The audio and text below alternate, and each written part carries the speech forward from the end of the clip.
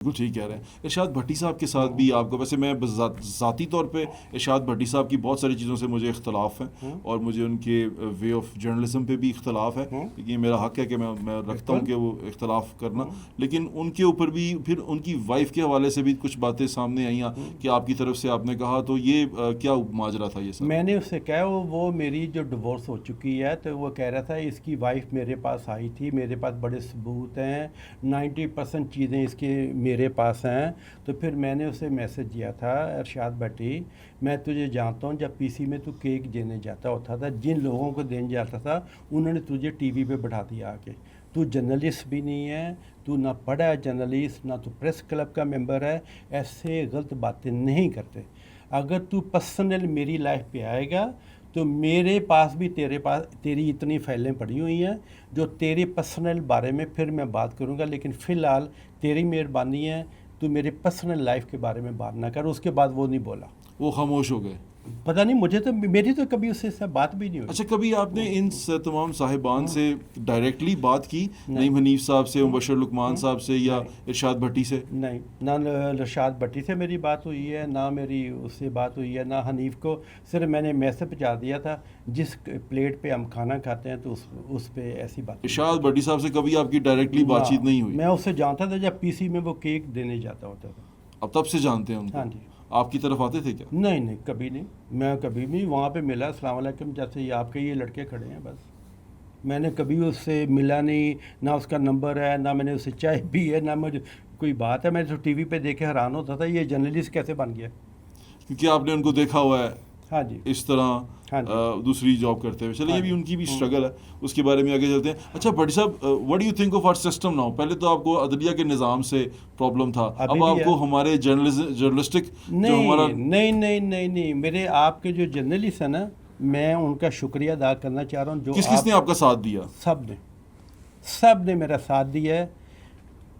میں ان کا شکریہ ادا کرنا چاہتا ہوں جو ان لوگوں نے میرے لیے کیا.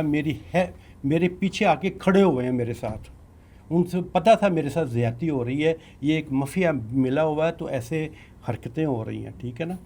تو ان کا مجھ سے اختلاف نہیں ہے. یہ صرف ایک دو جرنلسٹ نہیں ہیں، یہ صرف اوپر سے آ کے بیٹھ گئے ہیں. یہ ہیں بلیک بلیک میل کر کے اپنی جو چیزیں کرتے ہیں، وہ میرا سارا کچھ مجھے پتہ ہے. یہ عدالتوں میں ہم انشاءاللہ بتائیں گے، آمنے سامنے اگر ہوئے تو انشاءاللہ بتائیں گے. میرا جرنلسٹ آپ کی وجہ سے میں محمود بھٹی بنوں. آپ ہیں ریئل جرنلسٹ بھٹ صاحب. آپ کے فادر تھے ریئل جرنلسٹ. میں ان کو بڑی اچھی طرح جانتا تھا. میں نے بڑے ان کے ساتھ کیے ہوئے تھے، جو جن کے میں نے ابھی نام لیے ہیں، جوید چودھری، سیلور ایچ، یہ حامد میر، یہ سارے یہ ہیں ریئل جرنلسٹ. آپ کے ریئل جرنلسٹ بھی ہیں، ٹھیک ہے نا. اگر ان کے خلاف آپ میڈیا پہ کہہ دیں ان کو یوٹیوبر کو میں نے نہیں چھوڑنا، یہ کل اس نے کہا. میں نے جو ہاسپٹل بیٹھ کے وہ انٹرویو دے رہا تھا نا، یہ کتنے یوٹیوبر اس کے انٹرویو کر رہے ہیں نا، میں نے سب کو نہیں چھوڑنا، یہ کل یہ کہہ رہا تھا. ہاں جی، ایسی دھمکیاں نہیں دیتے کسی کو. تو نے جو کرنا ہوگا کر لینا. اچھا، میں نے سنا تھا ان کی طبیعت، واقعی میں نے ان سے ان کی حال چال کے لیے میسج بھی کیا تھا کہ آپ کی طبیعت کیسی ہے. اللہ میاں کرے اس کی طبیعت اچھی ہونی چاہیے. اللہ میاں صحت اسے دے، میں اس کو بد دعائی نہیں دیتا. میں نے اور 2 پروگرام پہ کہا ہے اللہ میاں کرے اس کی صحت اچھی کرے. ہاں، وہ کیونکہ مجھے پتہ چلا تھا کہ کافی سارے بیمار ہیں. اچھا بٹ صاحب، اب یہ سارے یہ جو سا مجھے نظر آ رہا ہے کہ اتنا بڑا جو غبارہ بنا کہ وہ بٹ صاحب پکڑے گئے ہیں، یہ ہوا، یہ آپ کو لگا کہ یہ آپ کے اس کیس سے ریلیٹڈ ہے اور اس پہ یہ بات چیت ہوئی ہے جس وجہ سے یہ سارا کچھ ہوا؟ یہ سارے مافیا ملا ہوا ہے نا آپس میں. یہ دیکھیں ذرا کتنے باڈی کارڈ ہیں. ابھی دنیا میں پھر کے آ رہا ہوں. یہ ابھی آئے ہیں آپ؟ ابھی آیا ہوں. یہ دنیا پھر کے آ رہا ہوں.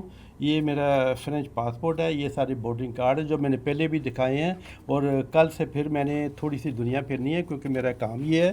میں نے نیکسٹ ایئر پینشن پہ جانا ہے، تو وہ ساری چیزیں میں نے کر. یہ پینشن پہ جانا کیا ہوتا ہے بھٹی صاحب؟ پینشن پہ ریٹائرمنٹ. اچھا، آپ ریٹائر ہو رہے ہیں؟ اس کو پینشن. یار دیکھیں نا، میں 44 ایئر سے کام کر رہا ہوں. جی ٹھیک ہے. میں نے فرینچ گورنمنٹ کو 44 ایئر سے ٹیکس پے کرتا ہوں. جی ٹھیک ہے. تو وہ میرا حق بنتا ہے میری آئے، ٹھیک ہے نا، میرا حق بنتا تھا. لیکن اب میری جو ٹیم ہے وہ میرے آفس کو لے کے چلے گی. میرے آفس کو میں پیچھے رہوں گا، مالک وہ بن جائیں گے، کیونکہ ان کا حق بنتا ہے. وہ 44 سال سے میرے ساتھ کام کر رہے ہیں. تو وہ ہم ایسے چلتے ہیں کہ جو لیفٹ اینڈ رائٹ بنا ہو نا، تو ان کا حق بنتا ہے ان کو دیے جائے. تو یعنی کہ یہ سسٹم ایسا ہے کہ اب جو کمپنی ہے آپ کی، آپ اس میں سے پیچھے ہٹ جائیں گے، آپ اونر رہیں گے، اس کے فاؤنڈر رہیں گے، کنٹرول میں کروں گا پیچھے فاؤنڈر آپ رہیں گے، لیکن اس کے اوپر سی ای اوز اور آ جائیں گے، ہاں جی، اور آپ پیچھے ریٹائر ہو جائیں گے. اس ریٹائرمنٹ سے آپ کو کیا فائدہ ہوگا؟ ریٹائرمنٹ نہیں، بس کوئی فائدہ نہیں، مطلب مجھے گورنمنٹ کا میرا وہ حق بنتا ہے، کتنی میری پینشن منتھلی آتی ہے وہ مجھے دیں گے. گورنمنٹ وہاں ریٹائرمنٹ پہ پیسے دیتی ہے؟ ہاں جی.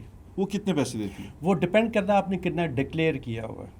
اچھا، ٹھیک ہے نا. اگر میں نے ڈکلیئر کیا ہے مجھے 2,000 یورو ملیں گے، اگر میں نے زیادہ ڈکلیئر کیا 3,000 یورو ملیں گے، اگر زیادہ کیا 5,000 کے ہیں. تو وہ ڈپینڈ کرتا ہے اپنے سال میں اتنے سالوں میں ڈکلیئر کتنے کیے ہوئے ہیں. یہ ڈکلیئر مانے جو آپ نے ٹیکس پے کیا، ٹیکس پے کیا ہے، اس حساب سے پھر وہ گورنمنٹ آپ کی پینشن لگاتی ہے.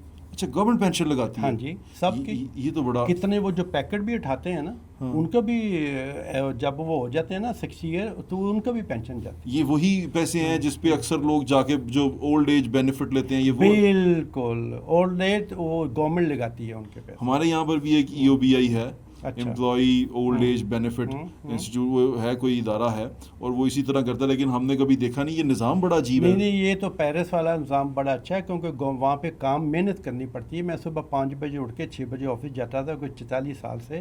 ابھی بھی میں 5 بجے اٹھتا ہوں، 6 بجے میں پاکستان آتا ہوں. 5-6 بجے اٹھ کے میں نیچے جاتا ہوں، نہا کے قرآن سنتا ہوں، 2 گھنٹے قرآن سنتا ہوں.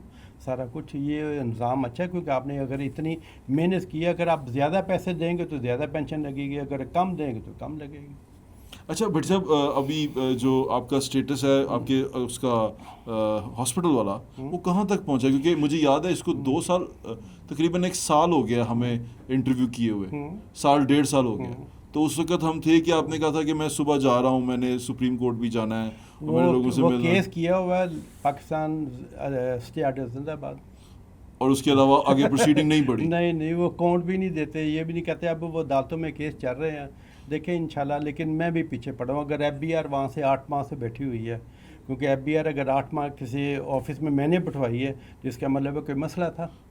اچھا چلیں، فور ریفریشنگ کورس ایک دکھانے کے لیے، بتانے کے لیے لوگوں کو کہ نیشنل ہاسپٹل جو ہے ڈی ایچ اے میں، اس سے آپ کا کیا تعلق ہے؟ آپ اس سے کیا کلیم کرتے ہیں؟ میں مین شیئر ہولڈر ہوں ہاسپٹل کا. آپ مین شیئر ہولڈر؟ مین شیئر ہولڈر میں ہوں. اور اس ہاسپٹل میں مجھے مین شیئر ہولڈر سے مراد کیا 50% سے زیادہ کے شیئر؟ نہیں، مین وہ بنتے ہیں کیونکہ وہاں پہ 31 شیئر ہولڈر ہیں. 31 شیئر ہولڈر. کیا یہ لسٹنگ کمپنی بن گیا تھا؟ نہیں، پرائیویٹ کمپنی بن گیا تھا.